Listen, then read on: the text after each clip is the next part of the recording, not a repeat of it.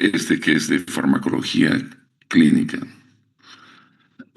Este módulo lo que tiene como objetivo o meta o lo que ustedes quieran llamar, es que ustedes, después de haber visto la parte general de la materia, las bases eh, farmacológicas de la terapéutica, donde hemos aprendido farmacodinamia, farmacocinética, y luego el tratamiento de las enfermedades infecciosas, en las que hemos ido ya entrando a la parte de la clínica, el diagnóstico en relación al tratamiento. Y como la farmacología te da el sustento, el soporte teórico y lógico, además, para la intervención, la manipulación de un organismo que suponemos que está con problemas de salud. Entonces, el objetivo de este módulo es que ustedes apliquen justamente estos principios farmacológicos. En el tratamiento de enfermedades prevalentes no vamos a ver toda la patología. Es decir, vamos a dar ejemplos de algunos sistemas con sus enfermedades más comunes y que el médico general además está obligado de conocer y de tratar pacientes con este problema. Van a integrar el razonamiento clínico, que ha sido parte ya del anterior módulo, el razonar frente a un enfermo, tratando de interpretar lo que tiene y cómo, en base a una fisiopatología, hacer cambios en la evolución de esa enfermedad. Han aprendido a manejar las guías terapéuticas, que en realidad son la operativización de la evidencia, en algunas jerarquizaciones que hacemos y hablamos de medicamentos de primera línea, segunda, etcétera, ¿no? Entonces, el uso y la elección racional de medicamentos, además de individualizado, es pues una de las metas para que ustedes entiendan. Y ahora que vamos a entrar a esto que es el mundo de los fármacos organotrópicos. ¿Qué significa un fármaco organotrópico? Pues que tiene cierta preferencia de acción por los blancos biológicos en algún órgano o sistema. No es que va a actuar en todos. Hay fármacos que solo actúan en el sistema nervioso central, hay fármacos que solo actúan en el sistema cardiovascular, otros en el sistema pulmonar, renal, etc. Entonces, eso llamamos medicamentos organotrópicos. El enfoque del módulo va a estar orientado al mismo que han visto el guión del clínico de la enfermedad, de entender al menos 4 aspectos fundamentales de una enfermedad, como son quiénes enferman, cómo evolucionan, cuáles son las manifestaciones claves y cuál es la fisiopatología. Y esto los va a ir formando a reconocer patrones en el futuro. Van a buscar, interpretar y aplicar guías terapéuticas. Todas las decisiones deben ser basadas en evidencias. Tenemos que aprender a buscar información y saberla traslocar, transponerlas a nuestro medio, a nuestra realidad. Van a seleccionar fármacos personales según la patología y para cada paciente, de acuerdo al perfil del paciente, la gravedad de su cuadro, las comorbilidades y qué dicen las evidencias, pues.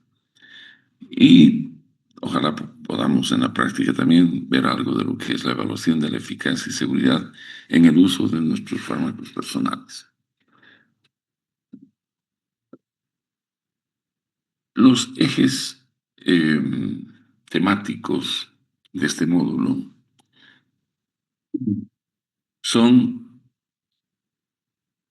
el estudio de las patologías por sistemas, los grupos farmacológicos de primera línea y las otras alternativas.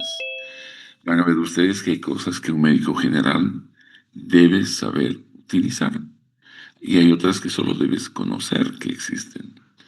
Entonces, generalmente la primera línea son fármacos que tienen una relación de eficacia y seguridad muy aceptable, cosa que un médico que no es especialista en el área pueda utilizar.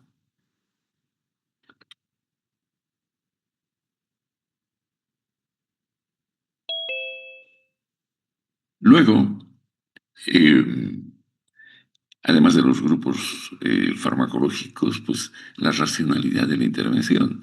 Esos grupos farmacológicos que son mencionados en la medicina basada en evidencias tienen que ver con algún aspecto fisiopatológico de la enfermedad que va a ser corregido, modificado o reciclado nuevamente a su estado natural, normal, digamos. Y el escalamiento terapéutico y el uso racional de medicamentos que son parte pues, de lo que han estudiado ustedes en lo que es la farmacoterapia razonada.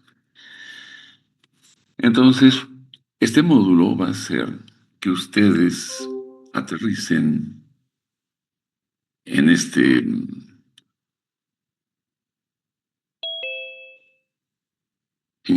¿hay algún problema con la...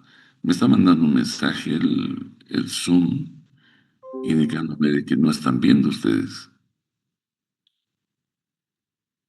que el Se ve, screen... doctor. ¿Se ve? Se Ah, ve. sí. Aquí me dice que ha sido pausada la presentación, pero no entiendo por qué. Bien, entonces los recursos base pues son los libros que usamos. Todo lo que vamos a hablar, y me imagino todos los docentes hacemos lo mismo. Hacemos base de 3 libros, básicamente, de Goodman y Gilman, Katzum, Rang and Dale. Y vamos a empezar a usar guías clínicas internacionales.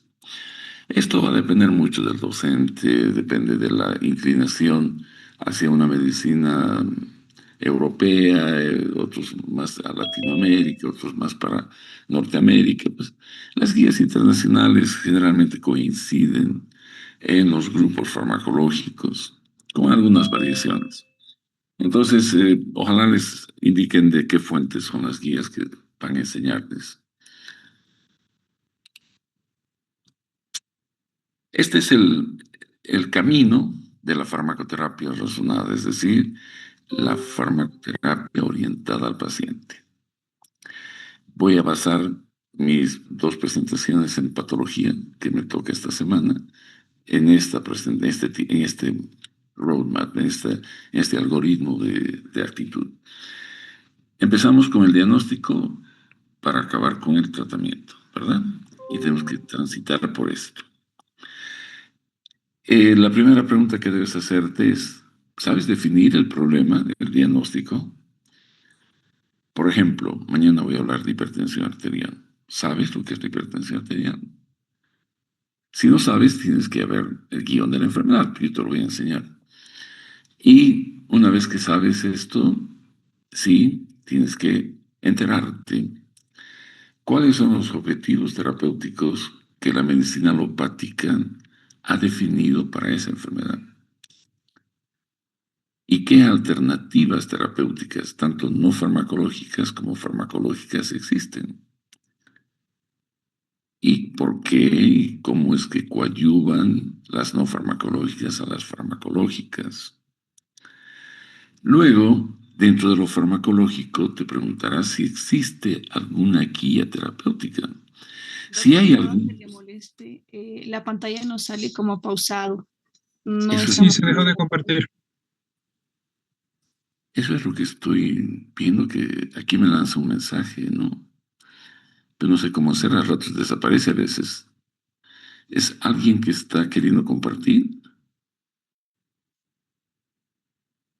A ver, esperen, voy a stop share. Ya. Voy a parar y voy a empezar de nuevo. Me parece que hay alguien que está interfiriendo ahí. Y voy a ver si tengo habilitado mi...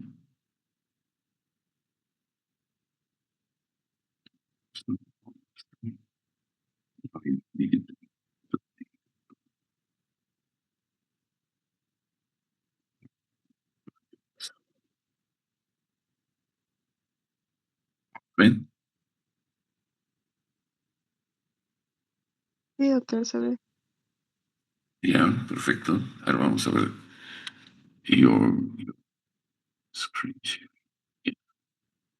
Bueno, entonces, les decía que en este algoritmo, que es el que sintetiza todo lo que es la farmacoterapia orientada al paciente, nos vamos a manejar aprendiendo cada uno de los pasos, hasta que hagamos la prescripción. Esto implica la generación de planes terapéuticos. Y esos planes terapéuticos son la competencia que la materia aporta a la formación de médicos generales en la Facultad de Medicina de la UMS, ¿no? Entonces, en base a esto es que voy a hablar hoy, no, hoy no, desde mañana, pero quiero que sepan que esta es la base que voy a utilizar y que todos los docentes también utilizan. Yo me imagino en la práctica. Este es el circuito terapéutico. Cuando nosotros vemos un paciente con patología prevalente en nuestra región, lo primero que tienes que hacer es saber cuál es la guía clínica, qué es lo que esta enfermedad tiene propio en relación a los 4 criterios que les he hablado. ¿Quiénes se enferman? ¿Cómo evoluciona en el tiempo? ¿Qué hallazgos clínicos característicos de la enfermedad? ¿Y cuál es su fisiopatología? Una vez que sabes esto, puedes ir a analizar mejor la fisiopatología para entenderla y de allá ir a los objetivos terapéuticos. Una vez que sabes los objetivos terapéuticos, vas a ir a ver las guías. ¿Qué te recomiendan usar y cómo y cuándo en relación a todos esos grupos que se pueden usar? Entonces tú vas a estudiar cada grupo, vas a ver los fármacos individuales, vas a elegir tu fármaco personal y vas a prescribir para modificar esta enfermedad. Esto es lo que deberíamos hacer en la práctica. Voy a tratar, al menos yo, de indicarles cada etapa de estas en la clase teórica. Hoy voy a empezar con el sistema cardiovascular. Acá hay varios temas que se van a dar. Yo solo estoy responsabilizado de hablar de diuréticos, de fármacos antihipertensivos y fármacos antianginosos y las medidas iniciales frente a un infarto agudo de miocardio. El resto de temas los va a dar otro docente y voy a empezar a hablar entonces hoy día de un grupo farmacológico que no es muy selectivo, es selectivo en relación a los riñones, pero para tratar patologías diversas también, no solo del sistema cardiovascular. Esta estatuilla es una estatua que no mide más de 60 centímetros. Está ubicada a una cuadra de la plaza de Bruselas, en Bélgica, y se llama el Mannequin Peace. Es un niño que está haciendo pis permanentemente y esto lo han usado en el siglo XVI para distribuir agua cuando había una crisis de agua en esa zona de Bélgica. Y ha quedado como un icono de la ciudad y pues y es a este pipí que nos referimos cuando hablamos de diuréticos. Los diuréticos son fármacos que aumentan la producción y la excreción renal de agua y electrolitos por la orina. ¿Verdad? Eso es un diurético. El efecto es principalmente la diuresis y el indirecto es la disminución del volumen extracelular. Y nos han servido y sirven para tratar una serie de patologías que tienen que ver con el volumen plasmático o con la retención de líquidos en diferentes partes del cuerpo, como son, por ejemplo, la hipertensión arterial, la insuficiencia cardíaca, problemas renales, estados de congestión, ya sean centrales o periféricos, de diversa etiología, y algunas alteraciones en electrolitos, como por ejemplo la hipercalcemia. Que después vamos a ir viendo, son ejemplos simplemente para que vayan ustedes ubicando hacia dónde apunta esto. Los diuréticos se los clasifica de una manera mecanicista, de acuerdo a la zona de la nefrona donde actúan. Entonces tenemos los osmóticos, los inhibidores de la anhidrasa carbónica, de ASA, ¿no? Los de los tiacídicos, los ahorradores de potasio y los aquiuréticos, que van a ver ustedes, tienen que ver con todo el trayecto. Vamos a hacer un viaje por la nefrona en realidad. Y van a ver que todo esto tiene que ver desde el inicio de la nefrona hasta el final de la nefrona. La eficacia natriurética, esto que los diuréticos tienen la capacidad de que el individuo pierda electrolitos. Y no es que cuanto más electrolitos pierda, sea más potente el diurético. Eso no es cierto. Que necesita sodio para actuar, sí. Pero eso no es que cuanto más sodio bote el paciente sea más potente el diurético, ¿ya? Todos actúan en la membrana luminal, en el lumen del sistema urinario, excepto los que bloquean la aldosterona, la espironolactona, la epleronona, estos fármacos que lo hacen en un receptor intracelular.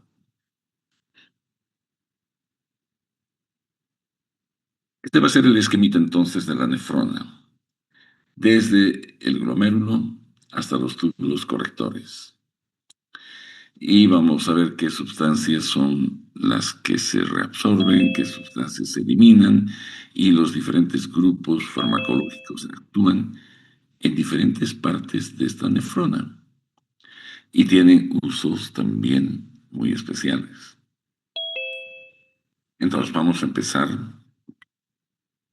con el primer grupo, con el grupo que actúan en el glomérulo, filtrando una orina hiperosmolar a través de estos fármacos que llamamos diuréticos osmóticos. Los diuréticos osmóticos son dos, básicamente, pero lo que usamos en la clínica es el manitol. La urea no se la usa. Esto que le da una osmolaridad al filtrado que impide la reabsorción del agua, porque jala el agua más bien hacia el lumen. Tiene varios usos este tipo de fármacos, el edema cerebral, la hipertensión intracraneana, el glaucoma. Vamos a ir analizando poco a poco esto. Los efectos adversos de una diuresis así abundante por osmosis, pues va a jalar sodio, va a haber una hiponatremia, puede haber un edema pulmonar, esto debido a que como entra al plasma, jala líquido al plasma, hay un incremento del volumen plasmático que puede llevar a una extravasación a nivel de los capilares pulmonares y un edema pulmonar a consecuencia de esto. No, y la náusea y el vómito que puede ser por un aumento de presión también a nivel vulvar. La propiedad de un diurético osmótico ideal es que ejerza efecto osmótico. El fármaco debe ser inerte, no tiene que actuar farmacológicamente en ningún lado más que jalar agua. Debe ser filtrado libremente en el glomérulo y no debe ser reabsorbido. Y esto es lo que hace el manitol. El manitol puede ser utilizado para mantener también la filtración glomerular cuando el paciente tiene falla renal inminente. Esto van a ver en los hospitales, en las terapias intensivas, cuando el paciente comienza a tener poco gasto urinario y hay un estado de falla renal, y entonces se puede forzar la diuresis y mantener un flujo glomerular, un filtrado glomerular con el manitol. Si bien estas sustancias son inertes, son partículas que no son electrolíticas, pero son osmóticamente activas. Esto que está implicando no tiene efecto farmacológico, pero osmóticamente pues su efecto es aumentar el volumen, tanto vascular inicialmente como después el de la orina.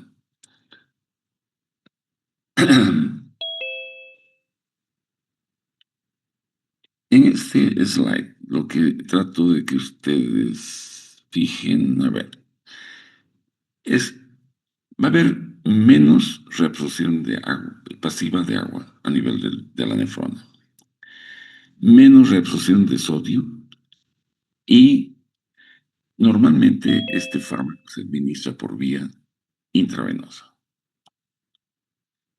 Se lo usa para varias condiciones. El edema cerebral es uno de ellos. Van a ver que todo paciente con TEC, en los que hay la tomografía o en la resonancia se observa edema cerebral.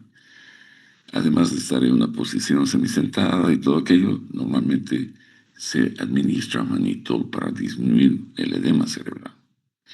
En la hipertensión intracraneana, en el tratamiento de la hipertensión intraocular, los glaucomas congestivos agudos, pues hay que rápidamente disminuir la presión antes de que ese paciente pierda la visión, pues por alteraciones en la retina. Las reacciones adversas normalmente es esa expansión transitoria que hay del volumen extracelular que puede llevar pues a un edema cerebral, a un edema pulmonar, ¿no? Y la hiponatremia, el dolor de cabeza, la náusea y el vómito justamente por ese aumento de la volemia. Actúa a dos niveles, a un nivel celular y a un nivel renal. Si hablamos del nivel celular, está sacando líquido de la célula. Esto nos sirve y lo hace el fármaco de elección para el edema cerebral, pues. Para el glaucoma congestivo igual y para la presión intracraneana incrementada nos va a mejorar rápidamente porque está sacando el líquido desde las células. El efecto adverso que puede ocasionar es edema pulmonar, como les he dicho, hiponatremia. Y no está contraindicado utilizar esto cuando hay hemorragia craneal activa. Cuando el paciente está con una hemorragia activa, no se debe usar, es decir, en el craneo. A nivel renal, lo que hace es pérdida de agua, libre de solutos, ¿no? Entonces, se usa cuando hay problemas de freno diurético. El paciente tiene resistencia al diurético que se está usando. Uno está intentando que el paciente forzar diuresis y el paciente no micciona. Entonces, el manitol sirve para sacar ese freno diurético. En algunas circunstancias también se usa para prevenir toxicidad farmacológica a nivel renal. Un ejemplo les pongo acá, que es el cisplastino, que es un fármaco antineoplásico que tiene como uno de sus efectos más importantes adversos es la nefrotoxicidad. Entonces, para evitar que el cisplastino produzca una insuficiencia renal, se utiliza el manitol. En los efectos adversos a nivel renal, pues deshidratación, hipernatremia, hiperpotasemia.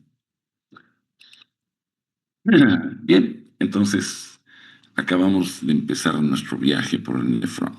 Hemos visto acá la parte de filtración, los diuréticos osmóticos. Ahora nos vamos a ir al túbulo contorneado proximal, donde actúa el siguiente grupo, que son los inhibidores de la anidrasa carbónica. El fármaco más importante o representativo de este grupo y el que hay en nuestro medio para uso sistémico es la acetozolamida. ¿Qué hacen? Inhiben la reabsorción de bicarbonato y de sodio en el túbulo contorneo proximal y llevan a una diuresis leve. Se utilizan más que como diuréticos por sus efectos en el pH y en algunas regiones donde la anhidrasa carbónica tiene que ver con la producción de líquido, del humor acuoso, hasta del pH del líquido cefalorraquídeo. En el mal de la altura, el soroxin, la alcalosis metabólica, y tiene como efectos adversos generalmente medicamentos acidosis metabólica, hipopotasemia, hiperestesias y litiasis, que nos vamos a ver ahora. ¿Qué es la anhidrasa carbónica? Es una enzima que es zinc dependiente y cataliza esta reacción reversible. El CO2 más agua, ácido carbónico. El ácido carbónico, donde está presente, alcaliniza. se libera hidrógeno y libera bicarbonato. Entonces, esta anhidrasa carbónica facilita el equilibrio ácido-base y además es la que facilita el transporte de CO2 en el cuerpo. Los glóbulos rojos necesitan de la anhidrasa carbónica para llevar el CO2, eso vamos a ver.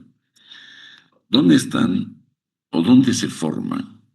Normalmente se expresa como isoformas.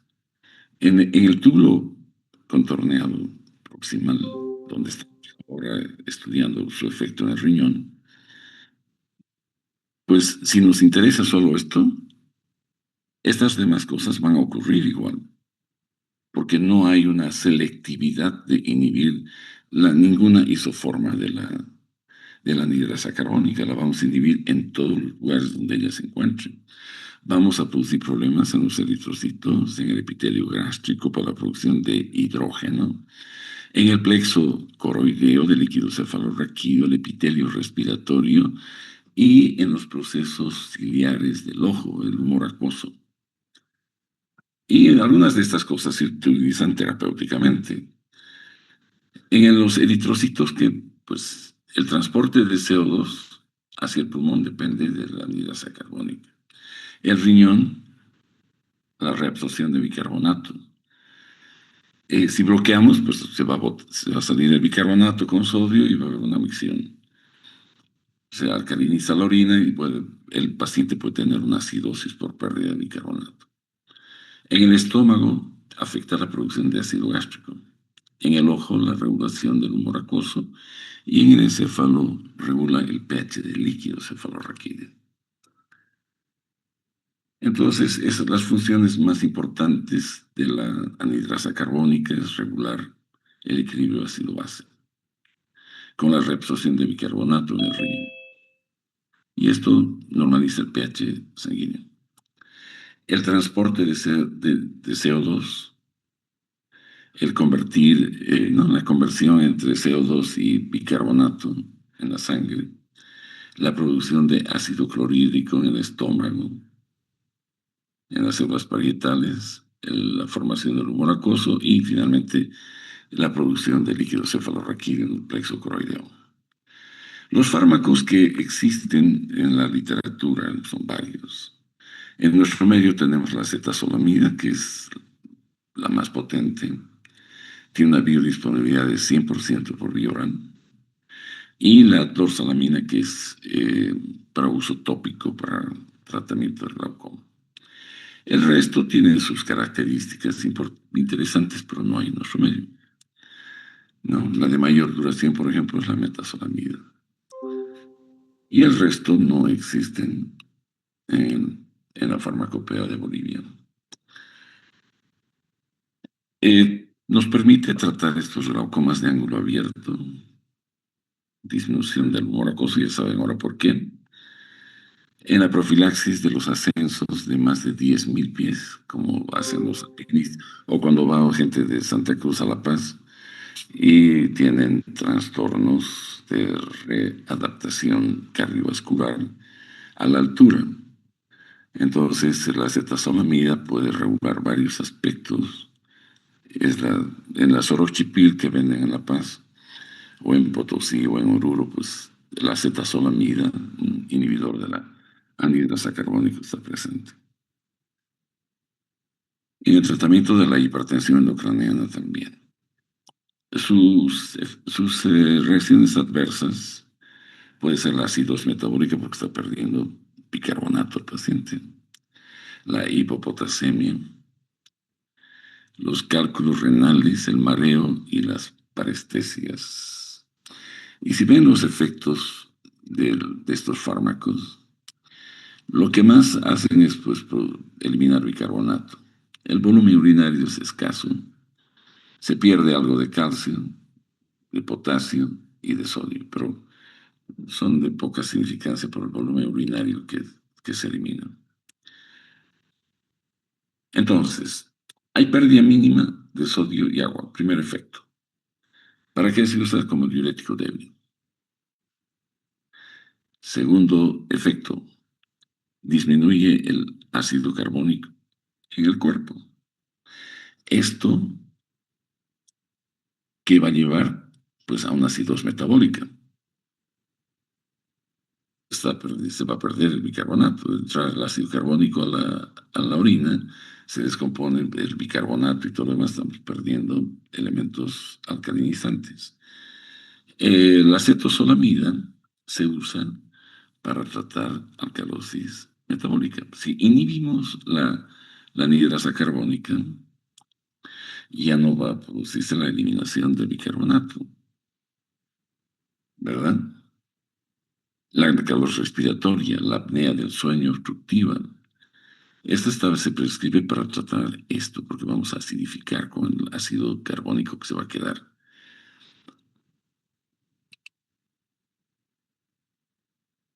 Luego,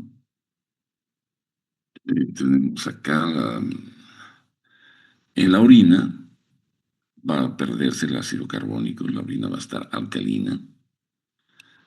Esto va a precipitar el calcio.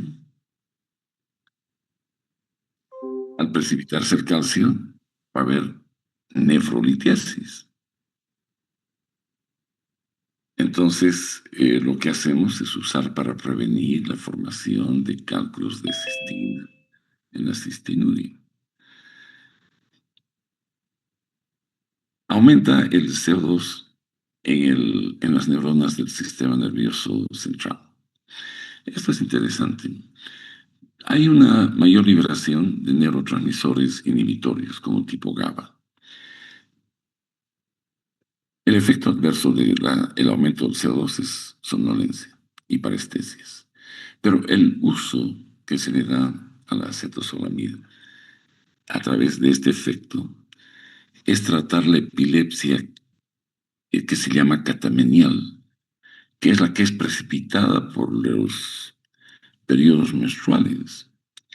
Hay mujeres que presentan equivalentes o mismos cuadros epilépticos asociados a la menstruación.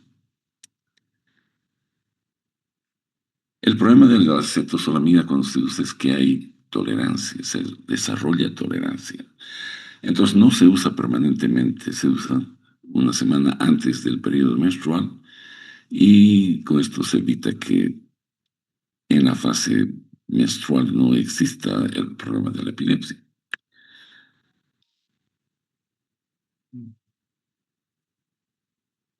La excreción de amonio disminuye con el uso de estos diuréticos.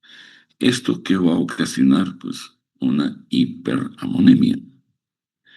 Y esta es la causa para que un paciente que tiene cirrosis entre en coma. Entonces está contraindicado usar estos diuréticos en pacientes con cirrosis hepática, porque disminuye la excreción de amonio y vamos a precipitar un coma. Otro efecto, otro efecto es la inhibición de la anhidrasa carbónica en la producción del humor acuoso y del líquido cefalorraquídeo. ¿Esto para qué se usa? Para tratar el glaucoma, ¿verdad? Tienes la acetosolamida por vía oral o por vía intravenosa, y en nuestro medio tenemos la dorsalamida, que se usa para tratar el glaucoma de ángulo abierto.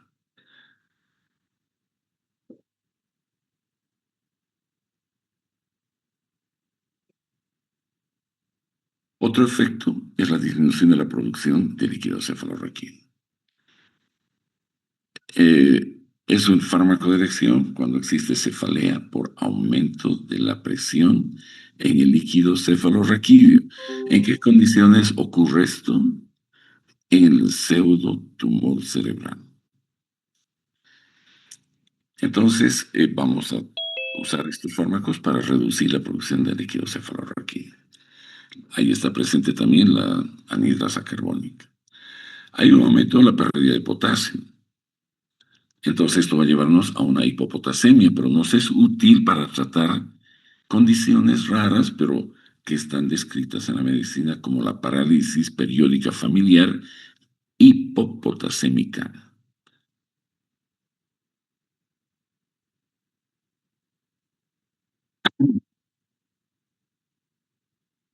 Es el fármaco de elección generalmente es la diclorfenamida. Finalmente tenemos que eh, muchos de estos son derivados sulfonamídicos y todos los derivados sulfonamídicos están asociados a alteraciones de alergia. Y hay generalmente erupción cutánea y puede llegar incluso a la supresión de la médula ósea, una aplasia medular.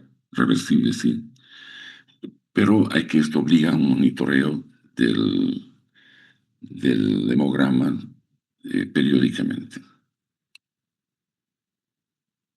Bien, entonces los inhibidores de la anhidrasa carbónica deben usarse siempre en presencia es decir, no deben usarse en enfermedades hepáticas debido al riesgo de precipitar un coma hepático, como les he dicho, por la hiperamominemia. El amoníaco es el que lleva al paciente al coma. Un memotécnico que me parece interesante y lo he copiado tal cual viene es este de Gay. Se usa para tratar el glaucoma, para alcalinizar la orina, para la enfermedad de las montañas o Sorochi y la epilepsia catamenial.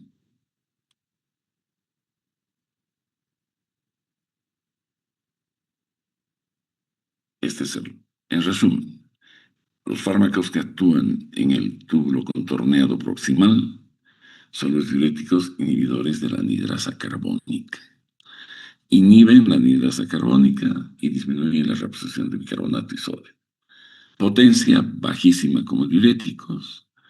Sus indicaciones, más que todo porque la anhidrasa carbónica está ubicada en otros lugares, el glaucoma, el mal de altura y la alcalosis metabólica. Los efectos adversos, pues, acidosis metabólica, hipopotasemia y cálculos renales. Ahora seguimos. Nuestro viaje ahora nos lleva hacia la parte del asa de Henle. Y vamos a ver los diuréticos de asa, los que trabajan especialmente en la porción gruesa ascendente del asa de Henle.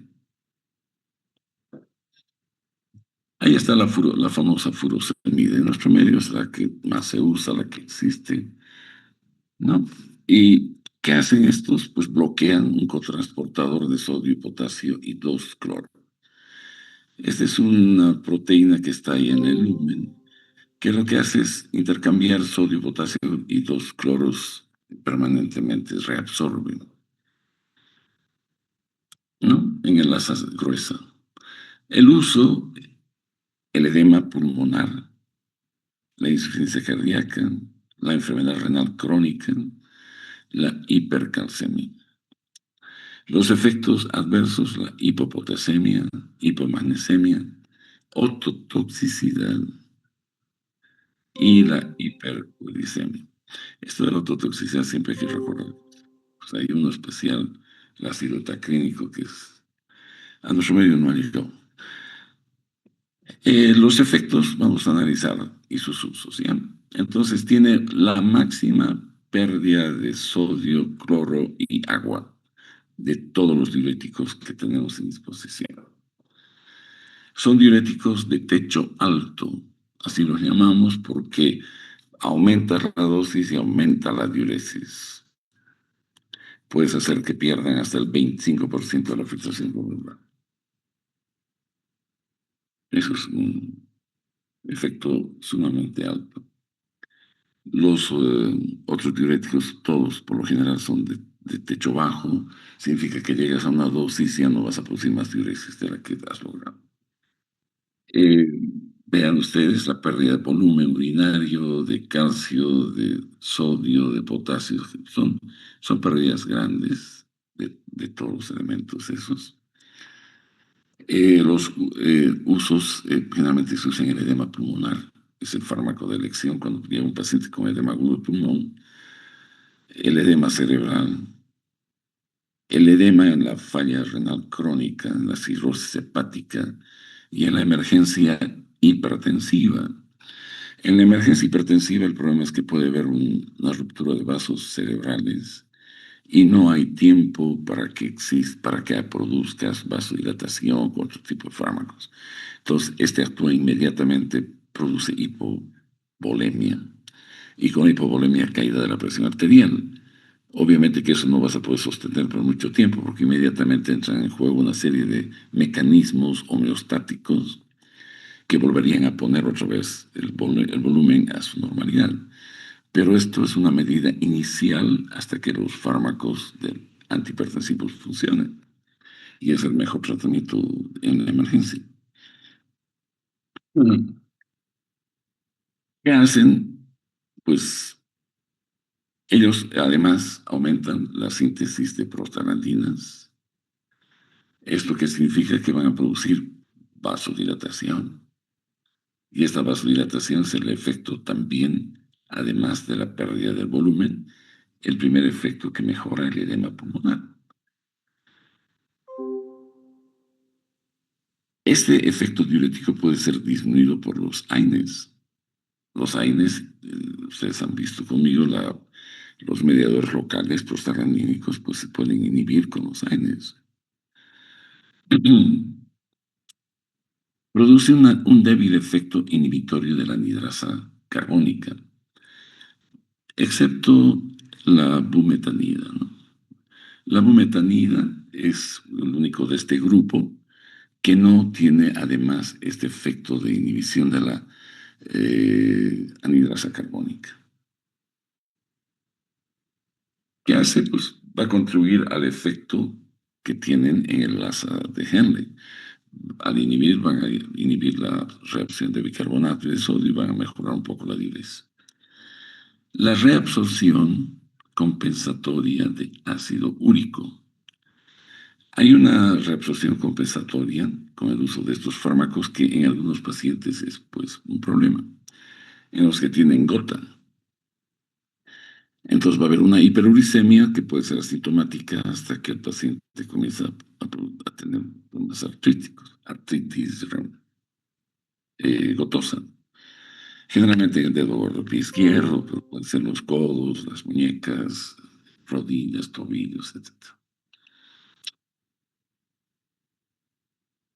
Hay pérdida de calcio del cuerpo. El efecto es... el efecto adverso que se va a producir con esto es que va a haber tanto calcio en la orina que va a haber una hipercalciuria que puede llevar a una nefrolitiasis. Y rara vez lleva a la hipocalcemia, ¿no? Que en la sangre disminuye el calcio por culpa de estos diuréticos. Aquí pueden ver ustedes el volumen urinario, el calcio que es enormemente eliminado, el potasio y el sodio. Entonces hay una serie de efectos electrolíticos. Por ejemplo, aumenta la pérdida de magnesio, aumenta la pérdida de potasio, de hidrógeno. Esto va a llevar a hipomagnesemia, hipopotasemia, ¿verdad? Del hidrógeno, pues una alcalosis metabólica. Y debido a la hipopotasemia, el potasio es muy importante en las células de Langerhans, en el páncreas. Allá van a ver, miren, esta hipopotasemia va a llevar a una hiperglicemia. ¿Por qué? Porque no se va a liberar la insulina. Esto vamos a ver de acá unas semanas cuando yo les hable de la diabetes mellitus. Y también puede producir hiperlipidemia.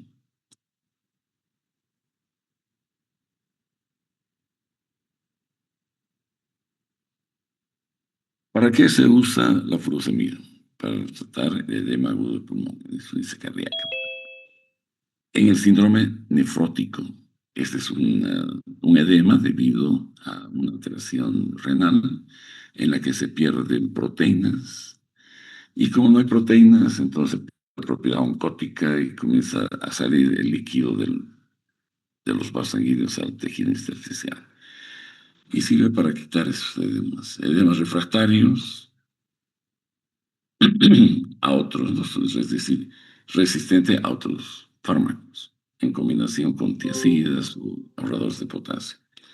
El tratamiento de la hipercalcemia y en el deporte. Hay algunos deportes o espectáculos en el que es importante el control de peso. Y este es un uso autorizado, no sé. He buscado si es que realmente se permite y no sé si será. Pero tengo entendido que hay algunos boxeadores de cierto peso que si no están en el peso no pueden pelear. Entonces usan diuréticos de asa para deshidratarlos, perder volumen y peso, obviamente, y poder ser aceptados en lo que van a querer pelear o en el espectáculo que quieren estar.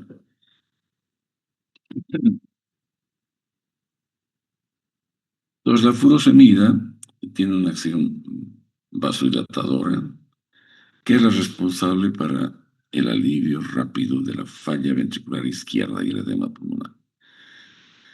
Es una claudicación brusca del ventrículo izquierdo que aumenta la presión hacia arriba. Hay una congestión central y el edema pulmonar. Entonces, para un alivio rápido de esto, la furosemida es un buen fármaco. La bumetanida es un diurético de asa que es el más potente. Y la torsemida es la de mayor vida media, ¿no? Y nosotros lo usamos. Y este es el ácido clínico que les dice que es ototóxico. Son los que salen del común del grupo y son motivo a veces hasta de examen, ¿no? Porque no todos hacen lo mismo, no todos son autotóxicos, solo el ácido atacrínico es el más, es el altamente tóxico. Y finalmente, en este grupo, lo que me interesa es que quede claro que hay efectos secundarios y hay interacciones medicamentosas que hay que considerar.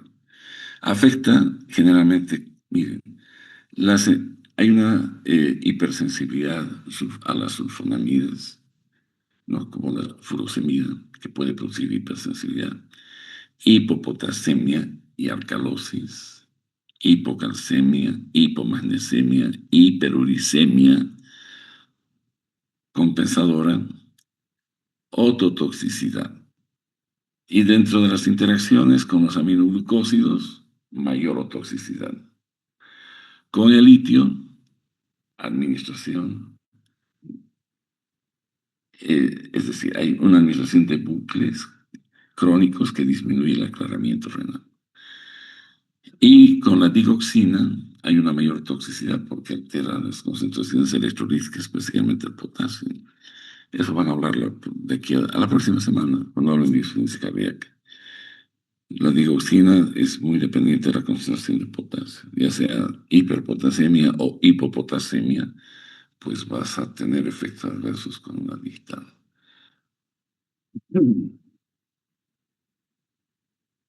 Estos diuréticos de asa son los más potentes, ¿no? Inhiben este transportador que les he dicho, sodio, potasio, 2-cloro, bloqueando la reabsorción de sodio, potasio y cloro. Su potencia es alta, son diuréticos de alto techo. Están indicados en edemas severos como la insuficiencia cardíaca, la falla renal, la hipertensión resistente, ¿no? La hipercalcemia. Y sus efectos adversos son alteraciones electrolíticas, del pH y la ototoxicidad. Bien, ahora vamos viendo en la nefrona el asa de Henle y llegamos al túbulo contorneado distal. Aquí es donde actúan los tiacídicos, los diuréticos tiacídicos. Estos inhiben la sodio-cloro, es un cotransportador cloro-sodio que intercambia sodio con cloro en el túbulo distal y produce una diuresis moderada. El uso hipertensión arterial, insuficiencia cardíaca leve, litiasis por hipercalciuria, diabetes insípida. Tienen algunas cosas interesantes estos fármacos. Si bien no son potentes diuréticos, tienen efectos que los hacen de primera línea en ciertas condiciones. Los efectos adversos: hipopotasemia, hiperglicemia, hiperuricemia, hipercalcemia. Hay varios. Hay como 7 grupos de tiacídicos. En nuestro medio lo que más hay es la hidroclorotiazida. La clorotiazida parenteral no hay. Ninguno de esos casi hay en nuestro medio. La indapamina, por ejemplo, es un vasodilatador. Un pobre diurético, pero un buen vasodilatador. Y se usa en la hipertensión arterial, pues, en la que no existe, no hay edema. eh, Estos que cositas más se han notado que son algunos detalles así que lo hacen único. Por ejemplo, esta metalazona es un diurético potente, ¿no? Es un vasodilatador pobre. Entonces solo se usa cuando hay edema. No lo vas a usar en la hipertensión arterial, no. Ninguno de ellos más que la hidroclorotiazida, que tiene un efecto sobre todos ellos tienen el efecto sobre los canales de potasio y producen vasodilatación leves, sostenida y a largo plazo efectiva para tratar la hipertensión arterial. La politiazida, la bendroflumetazida, ¿no? Son fármacos que están descritos en los textos, que debemos conocerlos porque son tiacídicos que existen. Sin embargo, nosotros creo que lo único que usamos y vamos a exigir es en más detalles la hidroclorotiazida.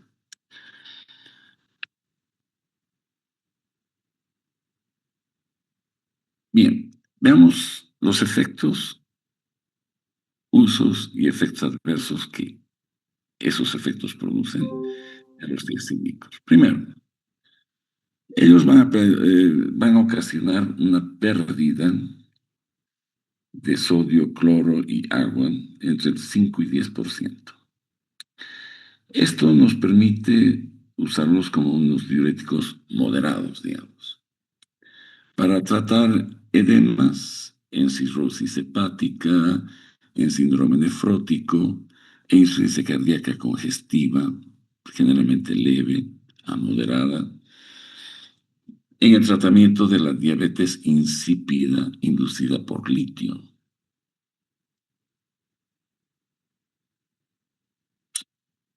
Este efecto diurético. El aumento de la síntesis de prostaglandinas, que disminuye su efectividad por los AINES, pues produce vasodilatación de manera indirecta y el efecto diurético.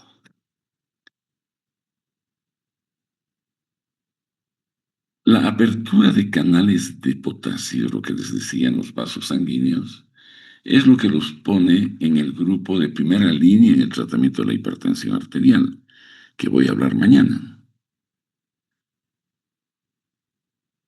Esta ya es una vasodilatación directa, no es indirecta. Y es sostenida, y mientras se use no necesitamos aumentar la dosis mínima efectiva de la hidroclorotiazida es suficiente para controlar la hipertensión arterial en muchos pacientes o combinado con otros fármacos. Son débiles inhibidores de la anhidrasa carbónica, lo que mejora un poco el efecto diurético, ¿no? En este caso, en excepción de la indapamida.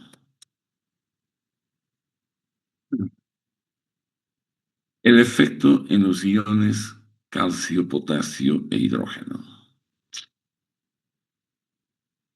Aumenta la absorción de calcio, hipercalcemia. El efecto adverso. Este fármaco ideal para tratar pacientes que tienen hipertensión arterial asociado con osteoporosis. Esa osteoporosis obliga al paciente a a un suplemento de calcio. Y si estos fármacos mejoran su absorción, pues van a mejorar la calcemia y quizás la condición de densidad ósea en el paciente. También se puede utilizar este efecto para tratar la hipercalciuria idiopática.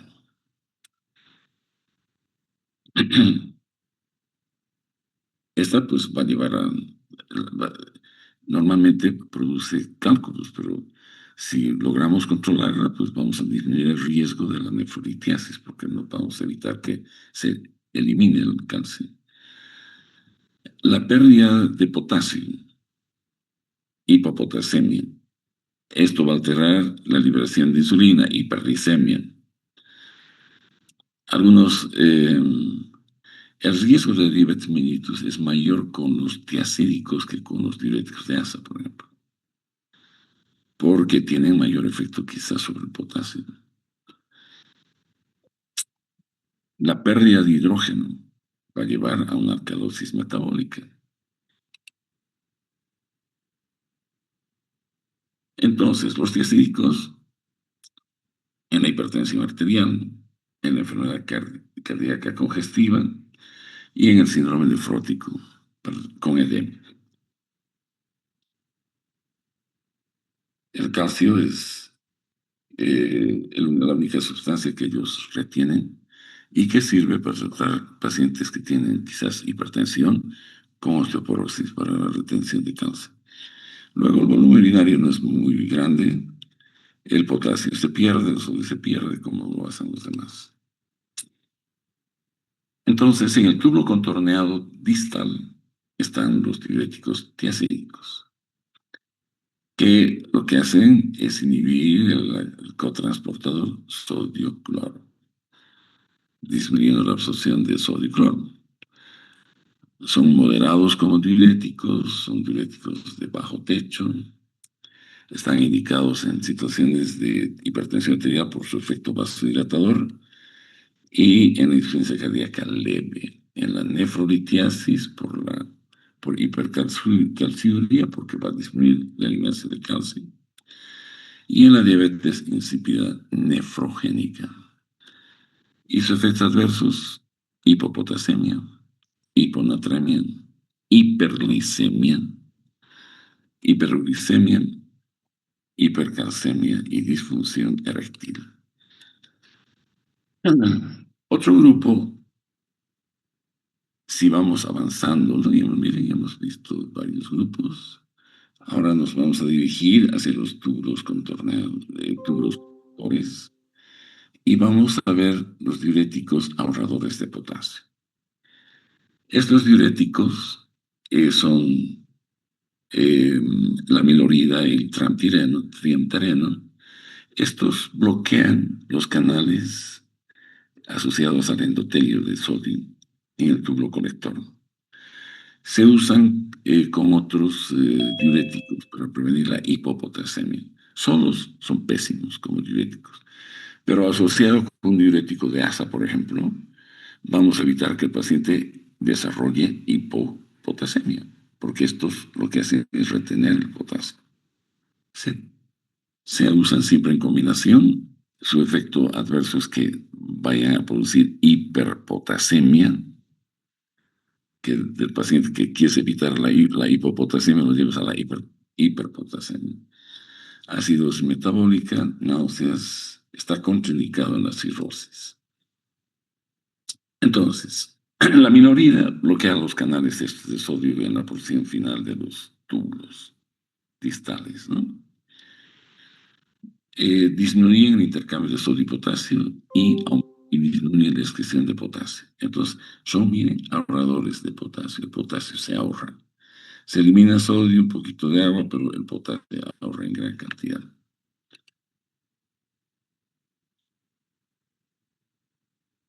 Se usan en la hipertensión arterial, asociado o combinado con otros fármacos diuréticos para prevenir la pérdida de potasio. Su efecto adverso de estos fármacos es la hipercalemia, aumenta el potasio, la acidosis metabólica, prurito, malestar gastrointestinal. La milorida es el fármaco de elección en la diabetes insípida inducida por litio. Esto se van a acordar, chicos. Ya, si es que hay un paciente que tenga diabetes insípida, este es un paciente que eh, orina en gran cantidad pero sin azúcar. Eso se llama diabetes insípida. Que sea inducida por el litio, la amilorida es el fármaco de elección. Los diuréticos antagonistas de la hormona antidiurética. Estos son los antagonistas de la aldosterona. Están la espironolactona y la epleronona, que hacen, bloquean el receptor de la aldosterona en el túbulo conector. Los usos, insuficiencia cardíaca, hipertensión arterial resistente, el hiperaldosteronismo, el síndrome de ovarios poliquísticos y sus efectos adversos no necesariamente tienen que ver con el bloqueo de la aldosterona, sino que también tienen efectos antiandrogénicos. Pueden inhibir la acción de la testosterona y de los estrógenos y producir ginecomastia y algunas alteraciones que vamos a ver luego, hipercalcemia, irregularidades menstruales. Estos antagonistas de la aldosterona actúan en un sitio intersticial de la célula tubular. Todos hemos dicho que actúan en el lumen, pero ellos no, estos actúan afuera, inhibiendo la acción de la aldosterona en su receptor. Unos son agonistas, otros antagonistas, vamos a ver luego. Los fármacos, estos antagonistas de la aldosterona, lo que hacen es bloquear el receptor de los mineralocorticoides. La espironolactona es la más usada. Es un profármaco, en realidad. Lo que se forma una vez dentro de nuestro cuerpo, la espironolactona, es la camrenona. Esta, bueno, es una beta-aldosterona. Su uso es el fármaco de elección en el edema cirrótico, en la hipertensión arterial con edema resistente, en el infarto de miocardio para disminuir la mortalidad, en la insuficiencia cardíaca crónica para disminuir también la mortalidad. Existen otros,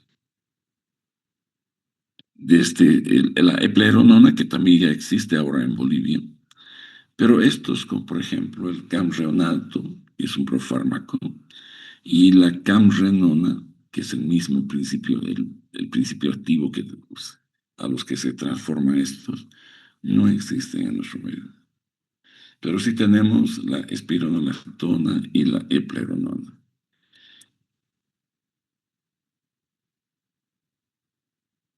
Entonces, estos que hacen bloquean los receptores de la aldosterona en el túbulo conector y disminuyen la reabsorción de sodio y la excreción de potasio. Se administran por vía oral, tienen buena absorción, son metabolizadas en el hígado, excretadas por el riñón y la bilis, y sus aspectos clínicos pues se utilizan en insuficiencia cardíaca, en hipertensión resistente, en el hiperaldosteronismo, en el edema asociado a cirrosis hepática. Los efectos adversos antiandrogénicos, ginecomastia, impotencia. Se usa en mujeres que tienen el síndrome de ovarios poliquísticos, en los que hay testosterona que produce hirsutismo, acné, etc. Se mejora bastante con esto. Y tiene también efectos antiprogesterona. Va a producir anomalías en las menstruales que en algunas mujeres pues es importante. Esta espironolactona, como antagonista, compite con los receptores citoplasmáticos en el túbulo renal de la aldosterona. Inhibe la síntesis de proteínas que estimulan el intercambio de sodio y de potasio, disminuyendo la reabsorción de sodio y la secreción de potasio e hidrógeno. El efecto neto, como lo pueden ver acá, no se pierde potasio, se retiene, sodio se elimina y una pequeña cantidad de orina. Los usos se le llaman debido a insuficiencia cardíaca o renal, la hipertensión arterial, el hiperaldosteronismo primario, etc. Entonces, este grupo es un grupo que además tiene efectos sobre las alteraciones hormonales de algunas patologías. En el tubo colector, los diuréticos ahorradores de potasio, antagonistas de la aldosterona e inhibidores de, de los canales de sodio, como son la amilorida y el triamtereno. Son los dos grupos que acabo de hablar, de estos antagonistas de la aldosterona y los inhibidores de los canales de sodio, como la amilorida y el triamtereno. Y finalmente, pues, lo último que falta hablar son los aquiuréticos. Al final del tubo colector, allá donde actúa la vasopresina, están dos fármacos, el tolvaptan y el lexivaptan. Estos antagonizan al receptor de la vasopresina. Se usan para tratar la hiponatremia, el síndrome de secreción inadecuada de hormona antidiurética, la enfermedad poliquística renal, y como efectos adversos producen hepatotoxicidad, sed, hiperglicemia, y están contraindicados en la cirrosis. Esto es más o menos lo que acabo de decir, que se administran por vía oral, y esto de sus usos, pues, que también los he mencionado con una especie de resumen que he hecho, que creo que es una repetición. Esta es la parte que me interesa llegar. Hay dos tipos de receptores de la vasopresina, el receptor V1 y el receptor V2. Los agonistas, la vasopresina lograda por recombinante, es decir, a través de la manipulación de bacterias, es un agonista no selectivo que actúa sobre ambos receptores, esta vasopresina. En el receptor V1 predomina la proteína GQ coalesciente con aumento de calcio dentro de la célula. Y la V2 es un subtipo GS estimulante que lo que hace es reabsorber agua. Y el tratamiento es la diabetes insípida central con los agonistas del receptor V2. El receptor V1 se encuentra tanto en el tubo gastrointestinal como en los vasos sanguíneos. En el tubo gastrointestinal, esto quizás vean con el doctor Peralta, creo que va a hablar del tubo digestivo, lo que hace es aumentar la contracción. Se lo puede utilizar para tratar hilo paralítico o distensión abdominal. Los efectos adversos que producen náusea, vómito, espasmos, porque producen aumento de la contracción. Y a nivel de los vasos sanguíneos, produce vasoconstricción. Y esto es interesante porque el uso que se da a estos fármacos, es la hemorragia aguda por venas varicosas. El paciente cirrótico, el que tiene varices esofágicas y sangra, puede recibir estos medicamentos porque lo que va a ocasionar es una vasoconstricción en esto, para tratar justamente esta hemorragia. En las úlceras gástricas sangrantes también se usan, y en la cistitis hemorrágica por el uso de ciclofosfamida y fosfamida, ¿no? Son complicaciones de la quimioterapia. La terleprecina y la desmopresina. Estos fármacos, la terleprecina es un agonista selectivo del receptor V1. Es el preferido para tratar la hemorragia varicosa aguda. Aunque el fármaco de elección es el opioide, que es un análogo de la somatostatina. Y cuando tenemos un paciente con hemorragia digestiva por varices esofágica, si no existe octreotida, se puede utilizar la terlipresina si es que hubiera. Yo que sepa hasta donde he revisado, existe. Pero a veces en el Vademecum Nacional, en el Infomerc, aparecen y desaparecen los fármacos como si fuera la cosa más simple. Para que desaparezca debe haber un informe porque lo han quitado de la farmacopea, que hay una sección donde te informan, pero a veces desaparecen. Ahora sí está la telipresina, pero en otras situaciones se buscó y no habían tampoco. Se puede utilizar la telipresina en caso de que no se consiga la otrapida. El octreotida es el fármaco de elección. La desmopresina es el fármaco de elección para el tratamiento de la diabetes insípida central y la enuresis nocturna en adultos. Hay este problema que es serio para algunas personas, ¿no? El paciente se orina en la cama, eso es la enuresis. De dormido, la desmopresina puede servir. En la enfermedad de von Willebrand tipo 1, en la hemofilia tipo A, por liberación del factor 8, y para disminuir la hemorragia cuando el paciente ha recibido heparina y ha hecho la complicación de trombocitopenia.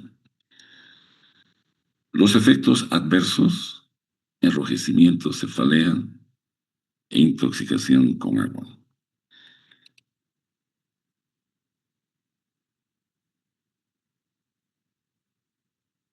Estos aciuréticos, hay algunos que son antagonistas de la vasopresina.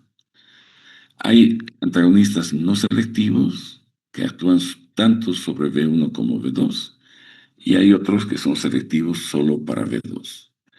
Entonces, los antagonistas, como el conivaptan, que se usa por vía parenteral, sirve para tratar el síndrome de secreción inadecuada de hormona antidiurética.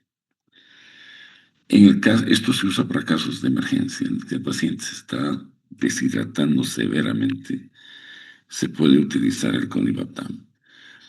El selectivo para V2, como el mosavaptan o el tolvaptan oral, este tolvaptan oral es el más potente y es el fármaco de elección para este cuadro de síndrome de secreción inadecuada.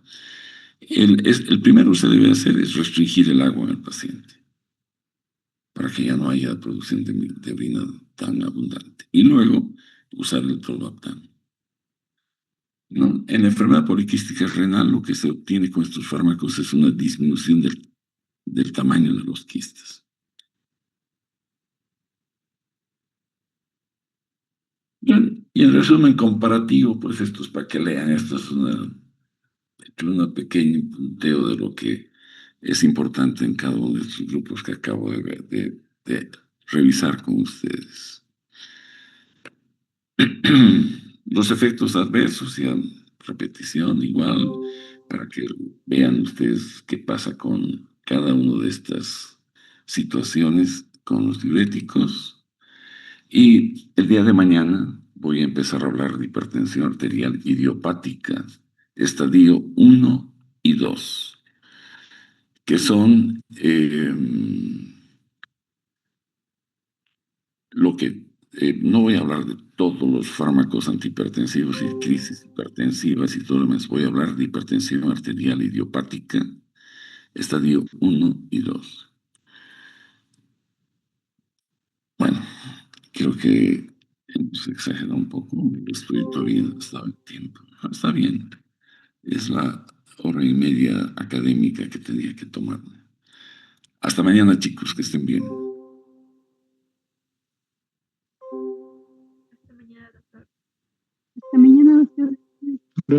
Gracias, doctor. Hasta luego.